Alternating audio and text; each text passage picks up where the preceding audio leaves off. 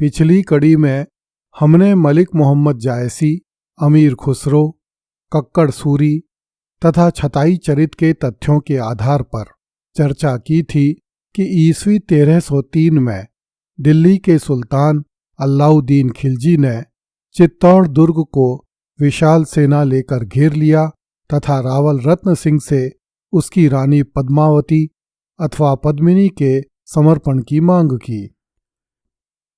जब रावल रत्न सिंह ने सुल्तान अलाउद्दीन खिलजी की मांग अस्वीकार कर दी तो दिल्ली की सेना ने छल से चित्तौड़ का किला भंग कर दिया। ऐतिहासिक दृष्टि से इस युद्ध के केंद्र में रावल रत्न सिंह एवं अलाउद्दीन खिलजी को होना चाहिए था, किंतु दुर्भाग्य से विगत 700 सालों में चित्तौड़ की महारानी पद्मिनी को इस युद्ध का केंद्र बिंदु बना दिया गया है और यह काम इतिहास ने नहीं साहित्य ने किया है। इस ऐतिहासिक विरूपण की शुरुआत ईस्वी 1540 में मलिक मोहम्मद जायसी के ग्रंथ पद्मावत से हुई।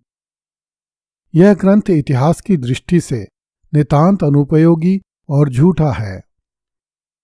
इस ग्रंथ का साहित्यिक मूल्य भी अधिक नहीं है, किंतु 16वीं शताब्दी में लिखा हुआ होने के कारण हिंदी भाषा के प्रारंभिक काल की रचना के रूप में इस ग्रंथ का महत्व है। वास्तव में मलिक मोहम्मद जायसी के पद्मावत का कथानक उपन्यास की भांति कपोलकल्पित है, जिसके पात्रों एवं स्थानों के नाम इतिहास से ग्रहण किए गए हैं। महारानी पद्मिनी की कथा पर आधारित होने के कारण इस ग्रंथ को राष्ट्रीय स्तर पर ख्याति प्राप्त हुई। मलिक मोहम्मद जायसी द्वारा रचित पद्मावत को हिंदी साहित्य में सूफी परंपरा के महाकाव्य के रूप में प्रसिद्धि प्राप्त है। बहुत से लोग इसमें इतिहास ढूंढने की चेष्टा करते हैं तथा पद्मावती को केंद्र बिंदु बनाकर चित्तौड़ का इतिहास लिखने का प्रयास करते हैं, किंतु पद्मावत ग्रंथ की नायिका मलिक मोहम्मद जायसी की मौलिक रचना नहीं है, न ही वह चित्तौड़ की महारानी पद्मिनी अथवा पद्मावती है। जायसी की पद्मिनी अथवा पद्मावती तो पृथ्वीराज रासो नामक ग्रंथ से उधार ली गई है।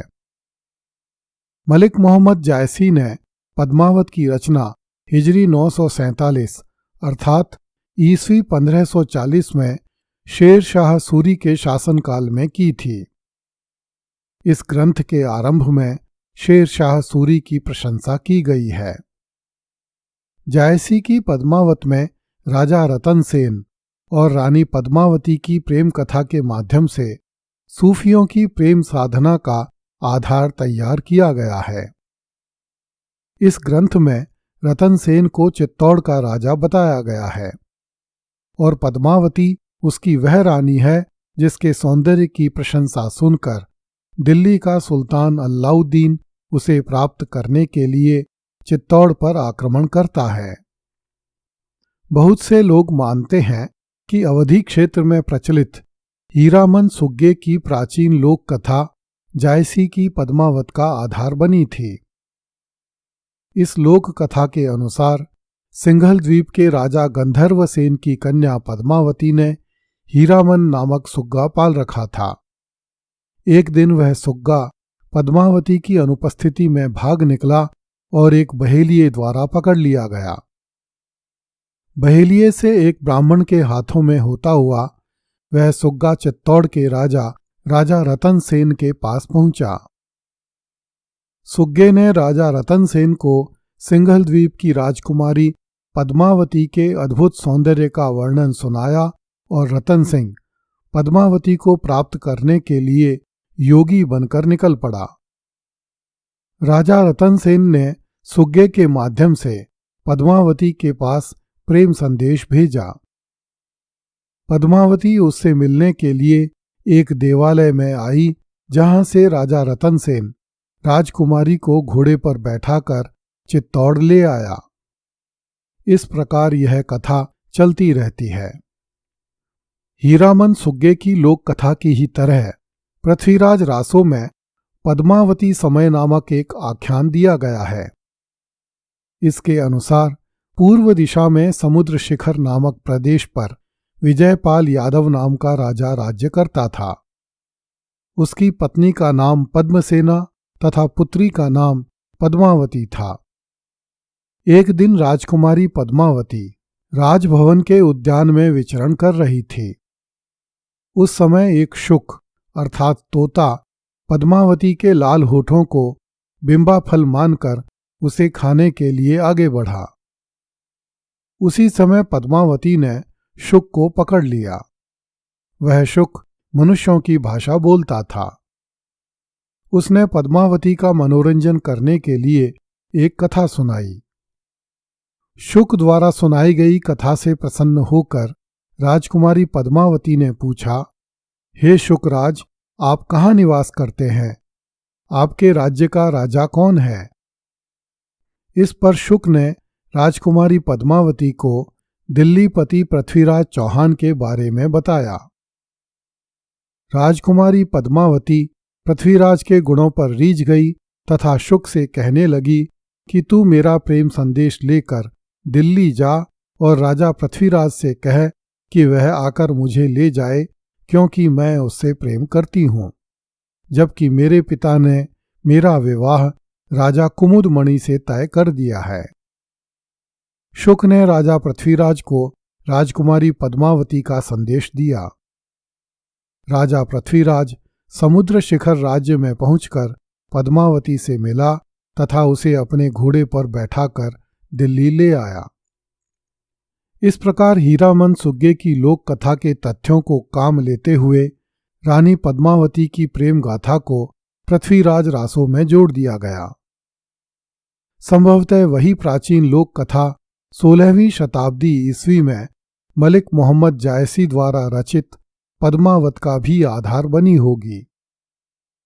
ईस्वी 1586 में जैन कवि हेमरत्न ने अपने ग्रंथ गोरा बादल चरित चौपई में तथा कवि लब्धोदय ने ईस्वी 1649 में रचित ग्रंथ पद्मिनी चरित चौपई में रानी पद्मावती के ऐतिहासिक सत्य एवं लोक कथा के तथ्यों को मिलाकर इस समस्या को और बढ़ा दिया। इन तीनों ग्रंथों अर्थात जायसी की पद्मावत, हेमरत्न की गोरा बादल चरित चौपई तथा कवि लब्धोदय की पद्मिनी चरित चौपई में महारानी पद्मिनी की कथा को स्वतंत्र ग्रंथ के रूप में लिखा गया। उसके बाद फरिश्ता एवं अबुल फजल ने इन तथ्यों को और अधिक तोड़ मरोड़ कर इस कथा को विस्तार दे दिया। कवि जटमल नाहर ने पद्मिनी चरित, कवि मल्ल ने गोरा बादल कवित, कवि पत्ता ने छप्पय चरित, कवि भट्ट रणछोड़ ने राज प्रशस्ति काव्य, दलपति विजय ने खुमान रासो, दयाल दास ने राणो रासो, कविराज श्यामल दास ने वीर विनोद तथा मोहता नैणसी ने मोहता नैणसीरी ख्यात में इस कथा के अलग अलग रूप गढ़ दिए।